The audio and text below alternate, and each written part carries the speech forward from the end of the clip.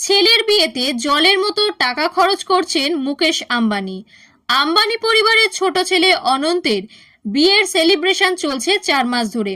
সেই অনুষ্ঠানে আমন্ত্রণ পেয়েও আত্মসম্মানের কারণে উপস্থিত না থাকার কথা জানালেন এই স্টার কিড। সোশ্যাল মিডিয়ায় নিজের ঠোঁট কাটা স্বভাবের জন্য নামডাক রয়েছে অনুরাগ কাশ্যপ কন্যা আলিয়ার। তার দাবি, অনন্ত আম্বানি এবং রাধিকা মার্চেন্টের বিয়ের কিছু অনুষ্ঠানে তাকে আমন্ত্রণ জানানো হয়েছিল, কিন্তু তিনি উপস্থিত থাকবেন না। 23 বছর বয়সী আলিয়া কাশ্যপ ইনস্টাগ্রামে এই বিয়েকে সার্কাসের সঙ্গে তুলনা করেছেন। তিনি বলেন, আমায় আমন্ত্রণ জানানো হয়েছিল, আমি না বলেছি, কারণ আমি বিশ্বাস করি এখনো পর্যন্ত এইটুকু আত্মসম্মান তো আমার আছে।